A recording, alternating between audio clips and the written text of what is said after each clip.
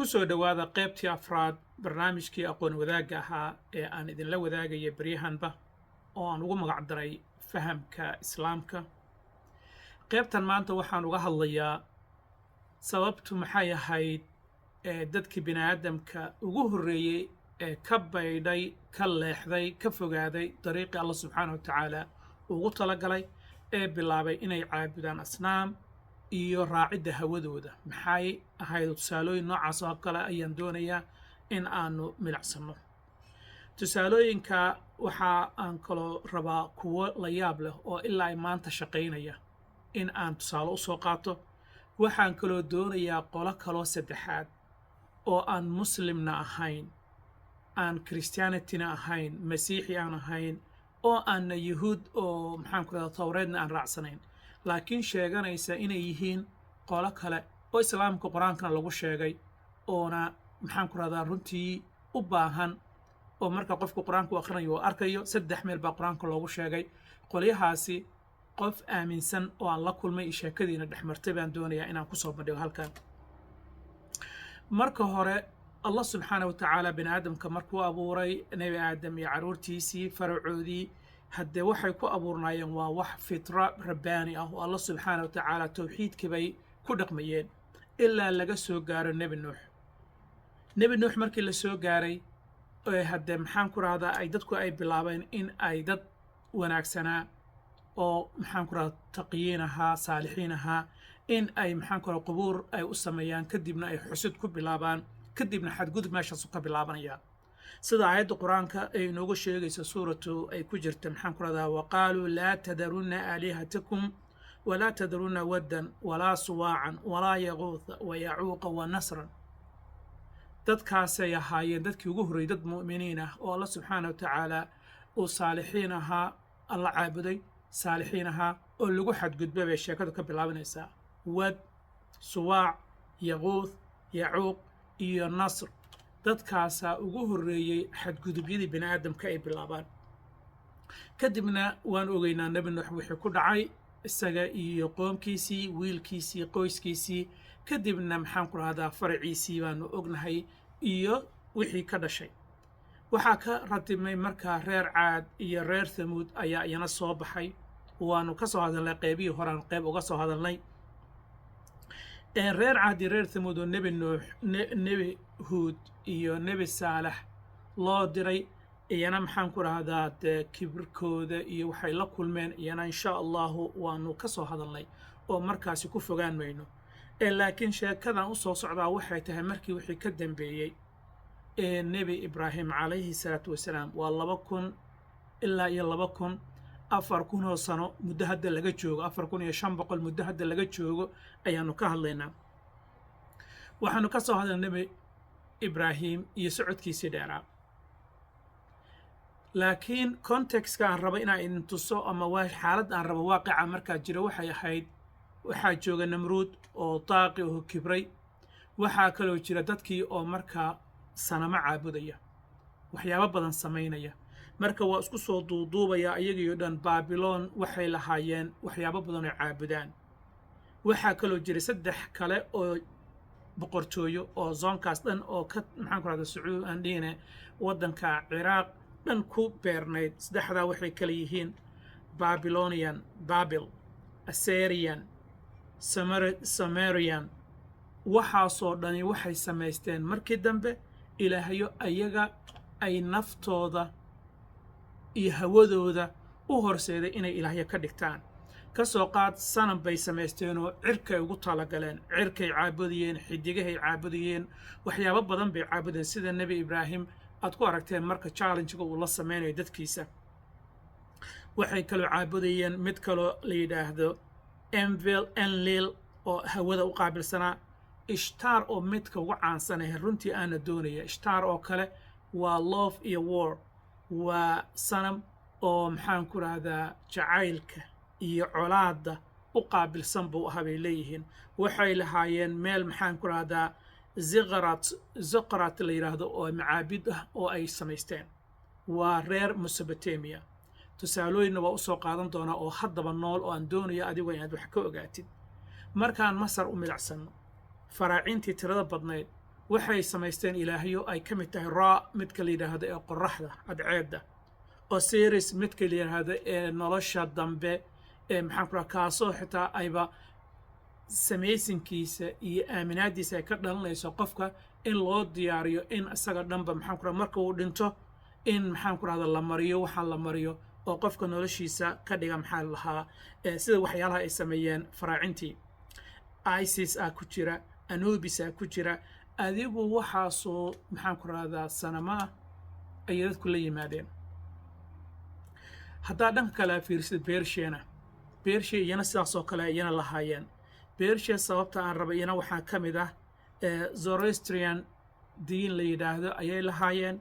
diintaasoo nin Zoroaster la yidhaahdo oo markaa waxa ay iyana maxaa lahaa xitaa dabka inkastoo aysan caabudi jirin oo majuusiyiin laakiin haddana waxa ay lahaayeen waa dabku wax weyn buu taraa oo Ahura Mazda oo wanaagga iyo Angara Miyanga oo evilka iyo waxyaabo badan oo qusac balaad ayay bini'aadamka la yimaadeen.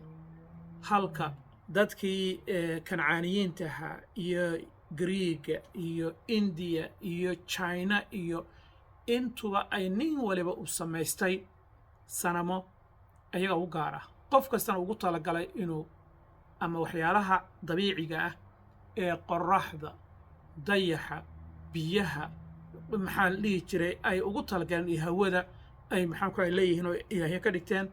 kuwana ayagii waxa ay qorteen oo gacantooda ay ku qorteen sanamo ayay samaysteen.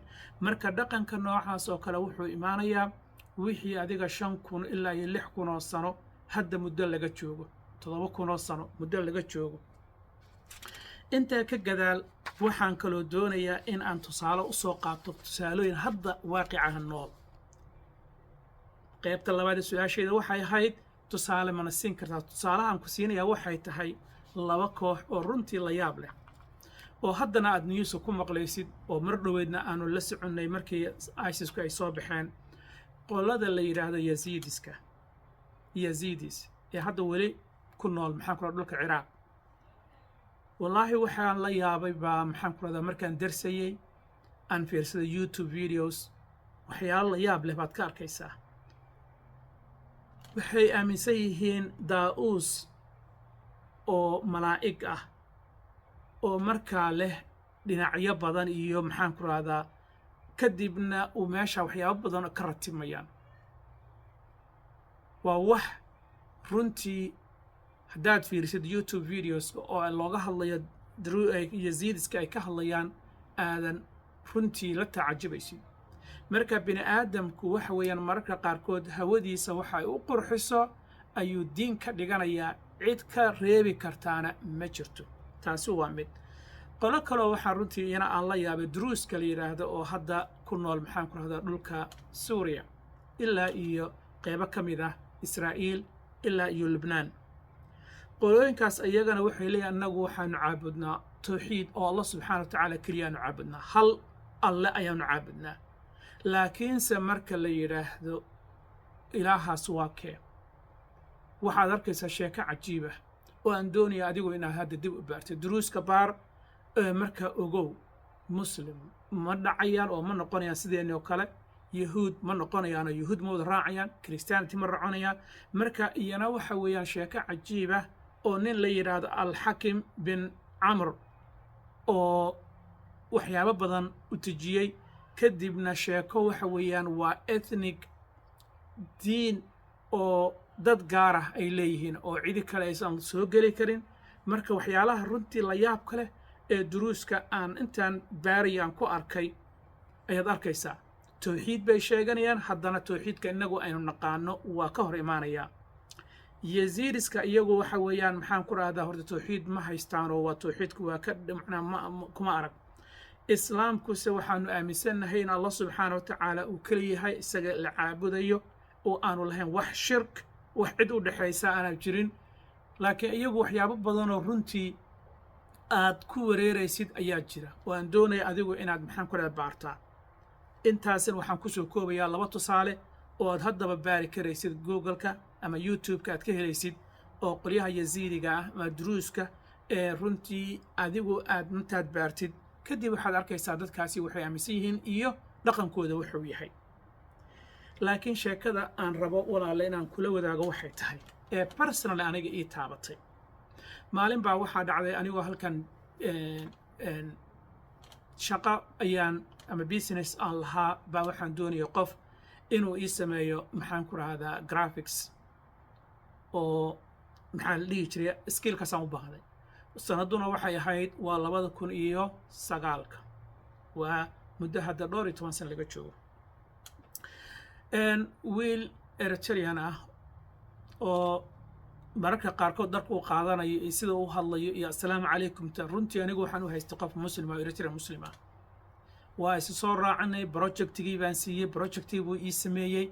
hooshii markuu si fiican ugu qabtay oon isbaranay oo isdhexgalnay dabadeed baa wuxuu leeyahay anigu niyahow muslim ah oo markaas salaado badan tukanayo isaga waa naga haraa waxyaabo. markaas waxaa isiri anna farah lama gelin waxa uu markaa kumana qasbin salaad iyo midkoodna, laakiin maalin baa waxaanu isweydaarsanay isagaana ii sheegay wuuna og yahay in aan maxaan ku rahdaa oo shakiga uu jiro. markaa wuxuu yidhi annaga dadkiinaan muslimiinta ah soomaalida muslimiinta ani saaxiibo badan oo muslimiin aan leeyahay. haye anigu Sebian baan ahay. maxay tahay Sebian? Sebianoo waxaa tahay bal ii sheeg. markaasaa Sebiankii ayaan fahmi waayey runtii anigoo nin weyn ah aqoon badan ilaahay ii siiyey islaamkana wax badan ka ogaa ayaan garan waayey ninkaas wuxuu ii sheegayo. wuxuu u yidhi annagu sidiinoo kalaanu hal ilaah caabudnaa. haye nebi maxamedna maya maxamed ma raacsanin. maxaad qur-aanka ma raacsana waxaan leenahay kitaab kale. haye towreedna ma raacsanin, injiilna ma haysano, qur'aan furqaanna ma haysano, mid kalena haysanaa. haye oo see tahay adigu wax buu ii akhriyey. anigu maalintaasi dareen badan iguma dhalan waxaan iska iri waa okay sheekadu hadde ma ahayn mana u baahnaynba markaas inaan wax barbaaro. laakiin sheekadaasi waxaan dib u soo xasuustay hadda markii aan u baahday in aan taariikhda bini'aadamka iyo Allah subxaanahu wa tacaala maxaan ku rahdaa designkan bini'aadamka uu abuurkiisa iyo anuu u gollay in nebi maxamed calayhi salaatu wasalaam sida fariinta uu inoo keeni doono ee aan aaminsannahay ee dhammaantood aan ku dhaqmayno ee xalka dunida ah. anigoo raba inaan ka hadlo laakiin backgroundkan ee 4 ilaa 5 maxaan ku rahdaa xalqa ah ee maanta ay tahay tii 4 oo hal kaliya iga dambaysa kadib nebi maxamed waan u gudageli doonaay ayaa waxaan bartaba dibna u soo xasuustay maalintii 2009 ninkii Eritreanka hadalku ugu yiri ee ahaa niyahow dad waxaynu nahay walaalo ah mar dhow baanu hadda magaaladeena ku lahaynba maxaan ku rahaa conference oo conference muxuu yahay dadkeena caalamka dhan ee Sebianta ee Mareykanka jooga ayaanu Seattle baanu conference ku lahayn last year. conference adigu ala kulli xaal marka haddaan kuu sheegaya Sebianku waxa weeyaan waa qolo Allah subxaanahu wa tacaala quraankiisa ku sheegay oo runtii ilaa iyo hadda shuyuuqdii aan quraanka tafsiirka aan ka maqli jiray oo dhan kollay u malayn maayo qof tafsiiriyey qof kasta sideedu uga gudbaa cidda ay yihiin. laakiin waxaan rabaa 3 meelood oo quraanka kaga soo aroortay inaan kuu sheego oo anigoo runtii hadda baraarug kale siiyey laakiin se wixii ka dambeeya waa tafaasiil kale. kow aayadda ugu horeysa waxa weeyaan suuratu baqara aayadda 62 waxa ay leedahay sida tan إن الذين آمنوا والذين هادوا والنصارى intaas waa isla naqaanaa والسابئين annagu culimadeena maxay dhihi jireen iyo saabi'iinta والسابئين iyo saabi'iinta من آمن بالله واليوم الآخر وعمل صالحا فلهم أجرهم عند ربهم ولا خوف عليهم ولا هم يحزنون. sidaasaanu soo mar والسابئين sheekh aadan sheekh cabdullaahi waan xasuustaa iyo saabi'iinta sheeqaygii maxaan ku rahaa jamaame والسابئين shuyuuqda kale cajulinka aan ka dhageysto iyo shuyuuqda kale maxaan ku rahdaa aan meelo kale ka dhageystaba iyo saabi'iinta ayuu ma baqri jiray. adiguna waan ku weydiinayaa haddii aad tafsiirka aad hore u soo baratay ama haddaba aad taqaanid ku noqo aayaddaasi waxa lagu fasiro والسابئين maxay yihiin. aayadda kale waxaa jirta suuratu maa'ida oo aayadda 69 aayaddaasna waxay leedahay ina aladiina aamanuu waladiina haaduu wassaabi'uuna والنصارى من آمن بالله واليوم الآخر وعمل صالحا فلا خوف عليهم ولا هم يحزنون قولدان ربوا maxay tahay والذين هادوا والسابئون iyo saabi'iinta saabi'uunka reer saabi'uun dadkaasi waxay la mid yihiin muslimiinta kristiyaanitiga ahlu kitaab ayay la mid yihiin dhammaantood falaa khawfun calayhim walaa hum yaxsunuun oo yay yihiin goormay joogeen ma hadday joogaan waa su-aasha markaa ina hortaalla qolida aayadda kale saddexaad ee suuratu alxaj aayadda 17 waxay leedahay iyana ina aladiina aamanuu waladiina haaduu wassaabi'iina wannasaaraa waalmajuusa والذين أشركوا إن الله يفصل بينهم يوم القيامة الله كلا صار يقولون كاسرون اسكو دحجرة قاركود محان كلا مؤمنين تيهين كوا هادو يا سابعين يا مجوس كوا دبك عابدة الله كلا صار قيامة إن الله على كل شيء قدير سدح ذا آيات أيا سابئون كسو أرورت وأيو مركا قلوين كان سابئون تا qolooyinkan saabi'uunta sida uu markaas ii sheegay laakiin anigu aan fahmi waaye wuxuu u yiri sababtoo ma filay anigu qolo nebi kale oo quraan ama maxaan ku raad kitaab la siiyey wuxuu ugu yiri markaasi nebi yaxye ayaa kitaab la siiyey baanu aaminsanahay isagaa kitaabkiisii baanu ku dhaqannaa runtii waxay ugu ahayd arrin cajiiba oo haddana way jiraanba anaa indhahayga saarinin maxaan ku rahdaa eritrean ah oo saabi'iin ah oo sheeganaya inaanu anigana muslimka ay ahayn yahuudna aanu ahayn kristiyaanitina aanu ahayn oo uu yahay qolo kale oo inteena wax nala wadaagta oo ahlu kitaab ah marka waxay aaminsan yihiin uma aanan daadegin maxaa yeelay laakiin maanta ayaan fahmayaa marka waxaan sheekada dhan u sheegayaa waxay tahay war dad waaweyn oo culummo ayaa dhici karaysa in ay xitaa ka jawaabi kari waayaan marka sidee bay noqonaysaa dadkeenniina ayagoon diyaarsanayn soo galay caalamkan ama ilmihii halka aanu ku dhalnay iyo kuway dhali doonaan maxaa yeelay waxyaabo badan oo isoo eg baa lagu keenayaa oo lagu leeyahay sidaan baan nahay kan baan nahay markaasaa meel aa u dhaaftid waad iska ogolaanaysaa dad badanna waa arkaysaa hadda way ka muuqdaan caalamka waad arkaysaa maxaan ku rahdaa social mediaha dad badan oo aad u wareersan waxaa dhacay qolooyinkan intaan taariikhda akhriyey oo waxyar ka akhriyey waxay aaminsan yihiin inuu jiro allah ama ilaah wey inuu jiro oo ay leeyihiin xayu rab the great life ayaa la yidhahdaa waxay aaminsan yihiin waxayna aaminsan yihiin yaxya ibnu zakariya oo ingilishkii u yaqaanaan john the baptist oo yaxya ibnu zakariya ayay u arkaan isaga inuu macallinkoodii nebigoodii uu yahay oo fariin uu u keenay ay maxaan ku rahdaa ay aaminsan yihiin way diideen waxyaalahan shirkiyaadka ah dhan waa ka soo horjeedaan waxay aaminsan yihiin hal ilaah keliya waxa ay maxaan ku rahdaa biyo iyo waxay isticmaalaan baptism waxa loo yaqaano oo marka qofka la geliyo kadibna uu markaasi uu purified noqonayo iyo sheekooyin badan oo intaa ka badan si aan u dabagalo ayaa waxaan arkay markaa aayad aan maantay fahmay marka aan cashirkan diyaarinaya oo allah subxaana wa tacaala uu ku yidhi aayadda xaggayga iga baxday meesha uu allah subxaana wa tacaala uu ku dhahayo yaa zakariya khudi lkitaab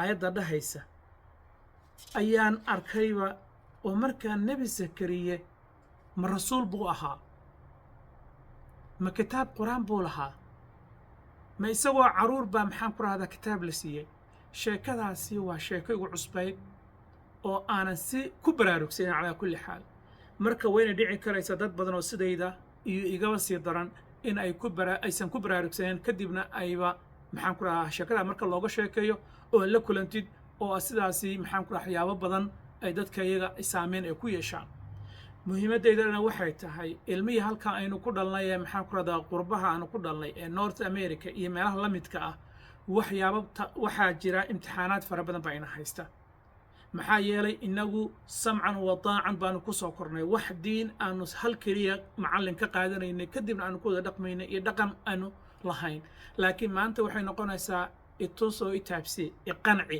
waxa ay sheegaysa ii sheeg proofkan marka taa weeyaan challenge-ga bilowday ee aan doonayo dadka iyagu inay taa ku baraarugaan ilmaha ama dhalinyarada in maqli doontana runtii waxay iga tahay waxan waa curiosity anigu qof muslim baan ahay waana aaminsanahay doonayaan inaan ku dhinto ubadkaygan ilaah taasaan uga baraya inay saa noqdaan adiga qofka muslimka ahana qof kastoo saasaan u rajaynaya ujeeddada aan u keenayo tusaalooyinka ma ahan in aan sheegayo inaan ka fiicanahay ama anigu inaan ahlu janno ahay iyagoona ahlu naar yihiin ujeeddadeedu maya aha inaan caynayo ama aan hoos u dhigayo maya aha laakiinse waxaan sheegayaa in bini aadamku uu yahay abuur la yaab leh oo tough creature weeyaan marka waxay noqonaysaa inuu tusaalooyin fara badan hawa desire-kooda waxay doonaan iyagu ayay samaysanayaan marka taa darteed ayaanu insha allahu doonayaa inaan isku baraarujinno taasoo aanu u sii socdo tallaabada xigta sidii ay